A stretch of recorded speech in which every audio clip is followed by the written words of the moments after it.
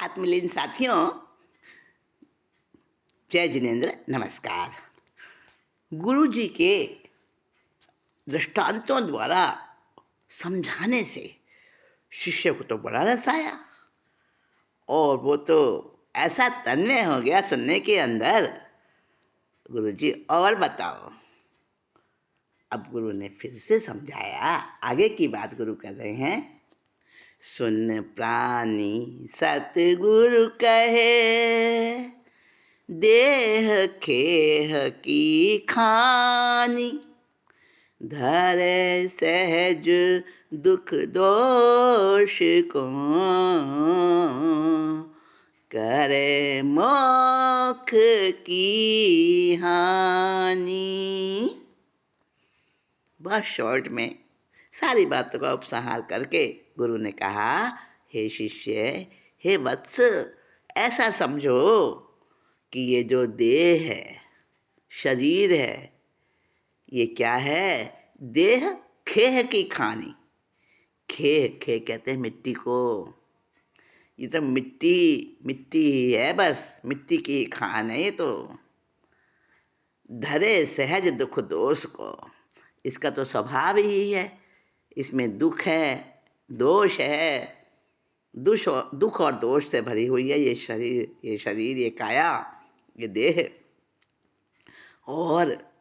और मोक्ष की हानि करने वाली है, मोक्ष को दूर करने वाली है हमसे। जब तक शरीर रहेगा तब तक मोक्ष होगा ही नहीं। बार बार जन्म और मरण, अनेक अनेक प्रकार से भव भ्रमण, परंतु मोक्ष नहीं होगा जब तक ये शरीर धारण किया। जब शरीर धारण से छूटेंगे तभी मोक्ष होगा।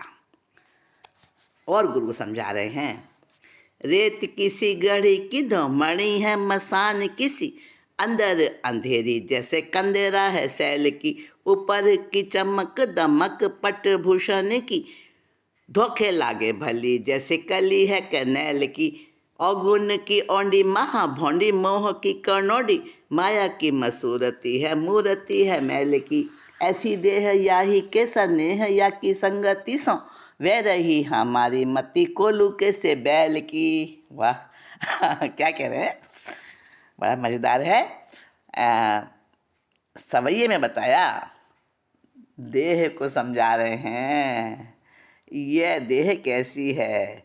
रेत किसी गढ़ी, जैसे बालू रेत देखा होगा ना, उसका ऊंचा ढेर सा है ना, उसको गढ़ी कहते हैं। गढ़ यानी किला, किले जैसी कोई ढेर हो बालू का, उसको गढ़ी कह देंगे।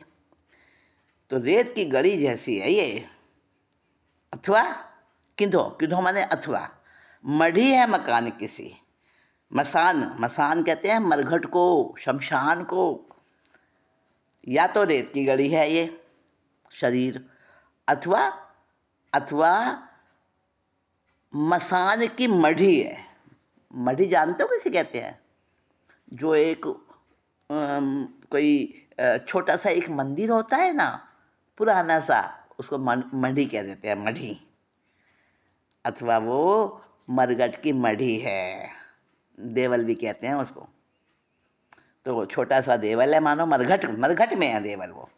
तो मरघट में देवल तो अशुभ ही है ना, मसान में है। तो ऐसा ये शरीर है। और बताते हैं शरीर को, अंदर अंधेरी, जैसे कंदरा है शैल की, शैल कहते हैं पर्वत को। जैसे मानो कोई पर्वत के अंदर कोई गुफा हो, ऐसी अंदर में तो अंधेरी है ये शरीर, जो है अंधेरी गुफा के समान है। ऊपर की चमक दमक पट भूषण की। अब हमारा शरीर तो ऐसा ही है, हड्डी मांस मज्जा गंदा दुर्गंध से भरा हुआ।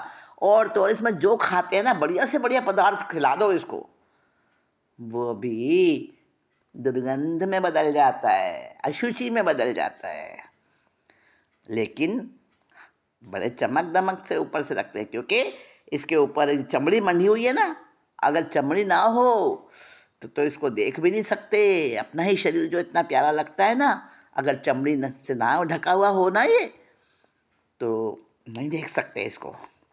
तो ऊपर की चमक दमक है, और उसको अच्छे अच्छे कपड़े पहना देते हैं, अच्छे अच्छे आभूषण पहना देते हैं, सजा लेते हैं, संभाल लेते हैं, सुगंधित पदार्थ इत्र वगैरह से, अच्छे अच्छे साबुन वगैरह से इसको खूब सजा सजा के रखते हैं। ऊपर से चमक दमक, पट भूषण की, पट कहते हैं वस्त्र, भूषण कहते हैं गहने आभूषण वगैरह। तो ऊपर से सजी धजी रहती है ये। धोखे लागे भली, और धोखे में ही भली लगती है, अच्छी सुंदर लगती है ये। जैसे कली है कनेर की, और ये अच्छी लगती है कनेर के फूलों की कली। कनेर का फूल देखा है आपने? पीले रंग का भी होता है, सफ़ेद रंग का भी होता है। कनेर का फूल बड़ा प्यारा लगता है, देखने में बड़ा सुंदर लगता है। जैसे जैसे कनेर के फूल की कली जैसी दिखाई देती है, इतनी सुंदर लगती है, लेकिन वो सब धोखा है। औगुन की औंडी, और औगुन भरी हुई है, गहरी गहरी भरी हुई है औगुन से। औगुन माने अवगुण, अवगुणों से भरी हुई है ये। महाभौंडी, महाभौंडी बड़ी बड़ी खराब है, बड़ी भद्दी है ये शरीर। सचमुच में तो इसका स्वरूप ये है। मोह की कनौड़ी, और मोह कनौड़ी माने कानी आंख, कानी आंख कनौड़ी, तो ये मोह की कनौड़ी है। और माया की मसूरती, माया की मसूरती का मतलब माया का आधार, माया करने वाली है ये देह। अरे सचमुच में तो खराब है, भद्दी है, और अच्छी दिखती है, ये सबसे बड़ी माया हो गई ना। माया की मसूरती, मूर्ति है मैल की, और गंदगी की तो ये सचमुच में मूर्ति ही है। गंदगी भरी हुई है इसके अंदर, पर इसने अपने को ढक रखा है, ऊपर से बड़ी सुंदर दिखाई देती है। तो धोखेबाज है ये काया, धोखेबाज है ये देह, धोखेबाज है। ऐसी देह याही के स्नेह, याही संगति सो। इस देह की ऐसी गंदी, ऐसी भद्दी, ऐसी बदबू भरी, ऐसी मिट्टी के भंडार, मिट्टी के वो मणि के समान, मरघट की मणि के समान, बालू की गड़ी के समान, पर्वत की गुफा के समान अंधेरी है तो सचमुच में ऐसी। लेकिन ऐसी देह की उसके स्नेह में, यानी उसके प्यार में, उसके अनुराग में, उसके आसक्ति में, और उसकी संगति से, उसकी संगति, क्योंकि हर शरीर हमें हमेशा मिला है, हर जन्म में मिला है शरीर, और शरीर से बड़ी आसक्ति होती है। तो बड़ा प्यारा लगता है अपना शरीर सबको, चाहे कितना भी खराब है तो भी अच्छा लगता है। तो इसकी संगति से वह रही हमारी मति कोलू कैसे बैल की। जैसे कोलू में जुड़ा हुआ बैल होता है ना, अब वो आंखों पे तो उसके पट्टी बंधी है, और गोल गोल गोल गोल घेरे में घूमता है। अब उसे दिखता तो है नहीं मैं कितना चल गया, अब आंखों पे पट्टी बंधी है, तो चलना तो उसको पता चलता है ना, थक गया चलते चलते, कितना चलाऊं दिन भर में, न मालूम कितने कोस चल गया होगा। लेकिन जब आंख की पट्टी खुलती है तो क्या देखता है कि मैं तो वहीं का वहीं खड़ा हूं, उतने से घेरे में घूम रहा हूं। दुखी होता है बेचारा। तो ऐसे ही कोलू का जैसे बैल दुखी होता है कि मैं थकता हूं, बस चलता तो हूं ही नहीं कुछ भी, उतने घेरे में ही खड़ा रहता हूं, बस वही मेरा घूमना है, भ्रमण। तो ये 84 के घेरे में ही घूमते रहते हैं, इस देह की आसक्ति के कारण, पर के ममत्व के कारण। और समझा रहे हैं, देखिए। ठोर ठोर रकत के कुंड के सिनी के झुंड, हारनी सो भरी जैसे थरी है चुड़ैल की। नकू से धक्का के लगे ऐसे फटी जाए मानो कागज की पूरी किंदो चादरी है चैल की। सूचे भ्रम वानी ठानी, मूड़नी सो पहचानी, करे सुख हानि अरुखानी बद फैल की। ऐसी देह यारी के स्नेह या की संगति सो वह रही हमारी मति कोलू के से बैल की। और समझा रहे हैं कि ठोर ठोर रकत के कुंड, केसनी के झुंड। अब इस शरीर के अंदर क्या भरा है, जगह जगह तो खून के कुंड भरे हुए हैं इसके अंदर, और बालों के झुंड हैं, जगह जगह बालों के समूह हैं। देखिए कहाँ कहाँ बाल होते हैं शरीर के अंदर, पता है ना आपको। हारनी सो भरी, और हड्डियों से भरी हुई है, जैसे थरी है चुड़ैल की। थरी माने स्थान, रहने का स्थान। जैसे चुड़ैल जहाँ रहती है, चुड़ैल, चुड़ैल तो समझ गए ना। तो उस भयानक चुड़ैल के रहने का स्थान भी कैसा होगा? अपवित्र होगा, जुगुप्सा से भरा होगा, घृणा आए उसको देखकर। ऐसे ही जैसे चुड़ैल की रहने की मतलब बसती है, स्थान है, ऐसी ये हमारी देह है। नेकू से धक्का के लगे, ऐसे फटी जाए मानो। नेकू माने थोड़ा सा, थोड़ा सा धक्का लगे हल्का सा और ऐसे फट जाए। कोई कागज है बहुत पुराना, बहुत पुराना कागज हो गया है, कमजोर पड़ गया है वो कागज, और उस कागज को जरा सा ही हाथ लगे, जरा सा ही, तो वो फट जाता है। कागज की पुड़िया अथवा कपड़े की पुराने पुरानी हो गई है वो चादर, चादर ही है सैल, चैल की, चैल, चैल कहते हैं कपड़ा।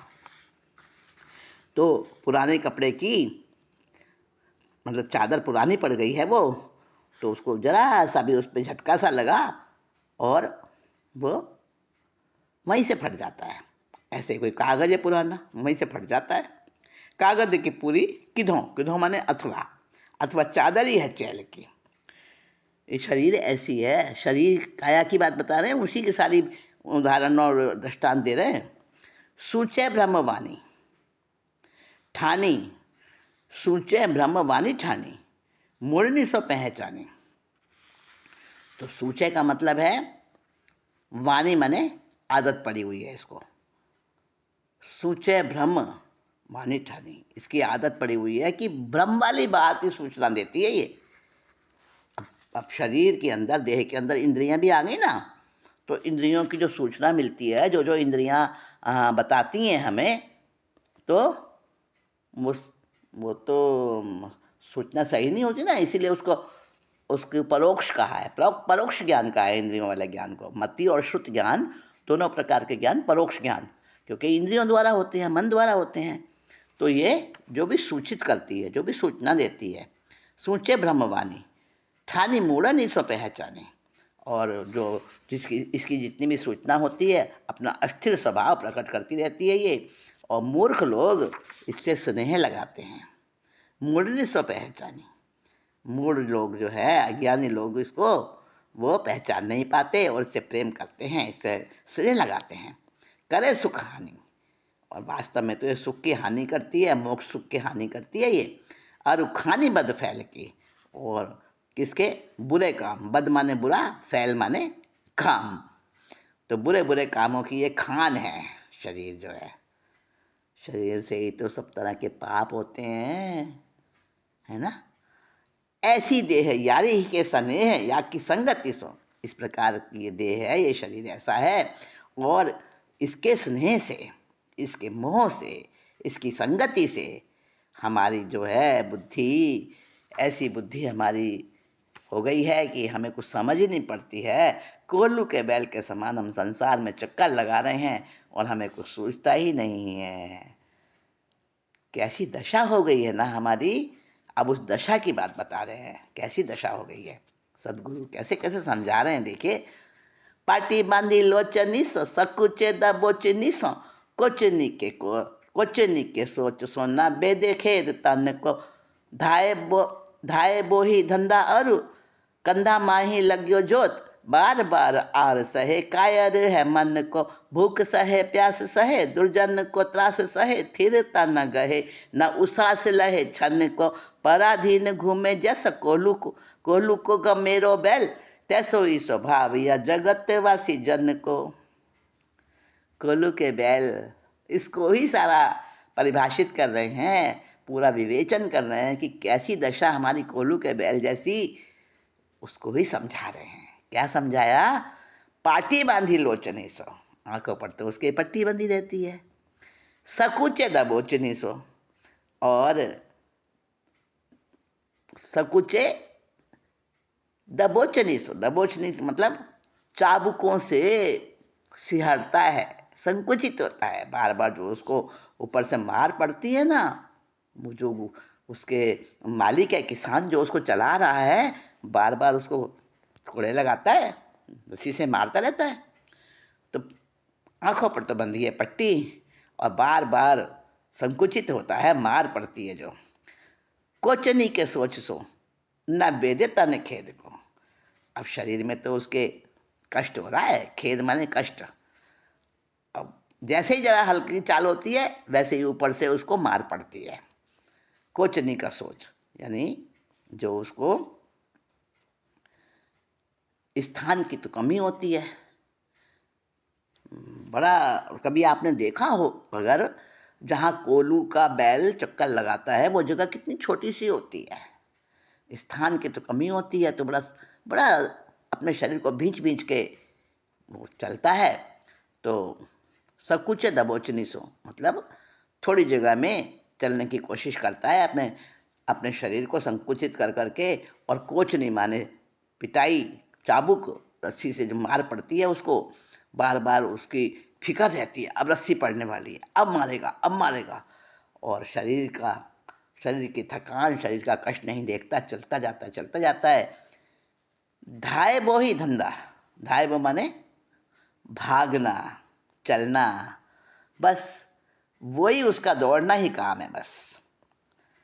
अरु कंधा माही लग गयो जोत, और उसके कंधे पे तो वो हल रखा हुआ है। हल हल नहीं, वो जो कोल्हू का वो चुभता है उसके कंधे में, है ना। दौड़ना ही काम है, बस दौड़ते दौड़ते रहता है। उसके कंधे में जोत लगा हुआ है, उसको जोत कहते हैं। उससे निकल नहीं सकता वो, कितनी उसको पीड़ा होती होगी, है ना। बार बार आर सहे, आर कहते हैं जो वो उसको चुभाता है ना बार बार उसके शरीर में, नोकीला चुभाता है वो किसान। हर समय आर की मार को सहता हुआ मन में कायर हो जाता है। बार बार आर सहे, कायर है मन को, मन में कायरता आ जाती है उसके। भूख सहे प्यास सहे, दुर्जन को त्रास सहे। भूख और प्यास सब सहना पड़ता है उसको। बोल तो सकता नहीं कि मुझे भूख लगी है, कि मुझे पानी पिला दो। जब देगा तब मिलेगा, तब पी लेगा, वरना क्या कर सकता है। भूख सहे प्यास सहे, दुर्जन को त्रास सहे। वो जो किसान है, जो उसका मालिक है, उसको मारता भी है, उससे काम भी लेता है, तो हमेशा उसकी सहन करता है उसकी त्रास को। स्थिरता न गहे, अब मन में तो उसके पीड़ा रहती है, व्याकुल रहता है, बेचैन रहता है। स्थिरता कहाँ से आएगी, स्थिरता प्राप्त नहीं कर पाता। और न उसास लहे क्षण को, एक क्षण भर के लिए भी उसको सहायता नहीं होती है, एक क्षण भर के लिए भी सहायता नहीं प्राप्त करता वो। पराधीन घूमे जैसे कोल्हू को कमेरो बैल। अब वो कमेरा, कमेरा काम करने वाला, कमाई करके देता है ना उसको, कोल्हू का बैल, है ना, तो उसको कमेरा कहते हैं। तो लेकिन पराधीन है वो, दूसरे के वश में, मालिक के वश में। जैसे जैसे वो चलाता है वैसे वैसे वो चलता रहता है। पराधीन घूमे जैसे कोल्हू को कमेरो बैल, तैसो ही स्वभाव या जगतवासी जन को। इस संसार में जन्म मरण करने वाले, संसार के जगतवासी जितने भी प्राणी हैं, एक मनुष्य ना समझो। मनुष्य को तो फिर भी स्वतंत्रता है, अपनी बात कह सकता है। दुख से छाया में, धूप से छाया में, कष्ट से बचने की कोशिश करता है। बोल है, भाषा है, दूसरों को बता सकता है कि मेरी तकलीफ है। लेकिन सब प्राणी तो ऐसे नहीं है ना। तो सारे जितने भी जगत के प्राणी हैं, लेकिन शरीर के ममत्व में तो सारे ही पड़े हैं। एक इंद्रिय से लेकर पंचेंद्रिय तक, चारों गतियों के सभी जीव, जगतवासी जितने भी हैं, उन सब का यही हाल है। जैसे कोल्हू के बैल की बात बताई, संसारी जीवों की हालत बता रहे हैं। पराधीन होकर चक्कर लगाते रहते हैं। अब आप कहोगे नहीं, हम तो पराधीन नहीं है, अरे हमारा तो अपना बिजनेस है, मन होता है जाते हैं, मन अरे नहीं, बड़े पराधीन हो, सोच के देखना। जो हमें दिखता है ना, हम तो स्वतंत्र हैं। स्वतंत्रता दिवस मनाते हो साल के साल, स्वतंत्र नहीं है। जब तक आत्मा हमारी आत्मा को नहीं समझा, वहां तक हम पराधीन नहीं हैं। जगत में डोले जग वासी नर रूप धरे, प्रेत कैसे दीप की रेत कैसे धुएं हैं। दिसे पट भूषण आडंबर सोनी के फिरी, फीके छिन्न माझ सांझ अंबर जो सुझे हैं। मोह के अनल दगे माया की मनी से पगे, डाभ की अन्नी सो लगे ओस के से फूहे हैं। धर्म की बूझ नाही उलझे भरम माही, नाची नाची मरे जाही मरी के से चूहे हैं। वाह, चूहे बता दिया। देखिए क्या कह रहे हैं, संसारी जीवों की हालत बता रहे हैं। जगत में डोले जगवासी नर रूप धरे। ठीक है, मनुष्य बन गए, बहुत कुछ सहन किया, बहुत गतियों में गए, चलो अब मनुष्य बन गए। नर रूप धरे, मनुष्य के रूप में आ गए हैं। लेकिन प्रेत कैसे दीप, प्रेत माने जो मरघट होता है ना, शमशान होता है, और वहां पर जो चिराग जलाया जाता है, ऐसे हैं। बस मनुष्य का रूप तो धारण कर लिया है, आकृति मनुष्य जैसी है, पर हाल असलियत में क्या है, जैसे शमशान पर कोई दीपक रख दे मरघट पर चिराग जला के। रेत के सत्थु हैं, रेत का टीला है और उस रेत के टीले पर कोई एक दीपक रख दे, या कोई शमशान में जाकर दीपक रख दे, तो वो दीपक कितनी तो रोशनी करेगा, क्षण भर में बुझ जाएगा खुले में रखा हुआ। और किसके लिए वो प्रकाश का लाभ है, और वो दीपक, वो स्थान अपवित्र है। रेत का थूहा है, थूहा माने रेत का टीला, तो वहां पर रखा हुआ या शमशान में रखा हुआ दीपक, वो हमारे मनुष्य रूप के समान है, जो कि अज्ञानी हालत वाला मनुष्य है। मनुष्य भले ही हो गया, दीपक भले ही है वो प्रकाश देने वाला, परंतु उस दीपक की हालत, उस दीपक की उपमा दी है कि वो मनुष्य ऐसा है जैसे शमशान में रखा हुआ दीपक अथवा किसी रेत के टीले पर रखा हुआ दीपक। दिसे पट भूषण आडंबर सो निके फिरी, मनुष्य के रूप में बड़ा सुंदर दिखता है, वस्त्र और आभूषण ऊपर से डाले हुए हैं उसने, बड़ा निका, निका माने सुंदरता, अच्छा अच्छा दिखता है। फीके छिन माहा सांझ अंबर जो सूहे हैं, लेकिन मलिन है। जैसे कि संध्या का प्रकाश होता है, जब सूर्य अस्त होने वाला होता है, तो शाम के समय का जो आकाश होता है ना, सांझ अंबर जो सूहे हैं, सूहे का मतलब दोनों इकट्ठे हो जाते हैं, सुबह और शाम मिल जाती है। जब सूर्यास्त का समय होता है तो मिश्रित हालत हो जाती है ना, प्रकाश हल्का हल्का धुंधला सा, वो धुंधलका जो होता है वो फीका लगता है, एक क्षण माही, और क्षण भर का ही रहता है वो।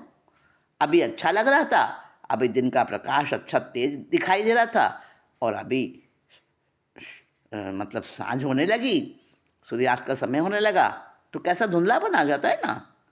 तो इस तरह से सच्चाई ये है, जो ऊपर से अच्छे वस्त्र आभूषण पहन के अच्छा सुंदर लगता है मनुष्य, कोई स्त्री कोई पुरुष कोई भी, तो लेकिन वो तो एक क्षण में ही फीका पड़ जाता है।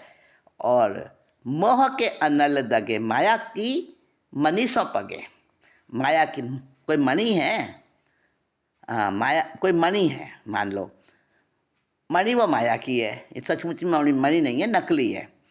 और मोह की अनल, उसके अंदर मोह की तो आग जलती है, अंदर में तो मोह की आग जल रही है, और मान लो कोई नकली मणि है, वो बाहर से सुंदर लगती है परंतु है तो कांच। डाब की अनीसों लगे ओस कैसे फूहे हैं, ये मनुष्य कैसे, सचमुच में मनुष्य की असलियत क्या है।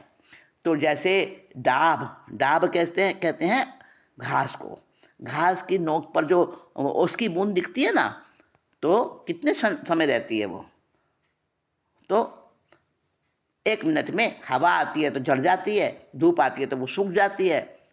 ओस कैसे फूहे हैं, फूहे माने क्षण भर को रहने वाली ओस, ऐसे हैं हम मनुष्य।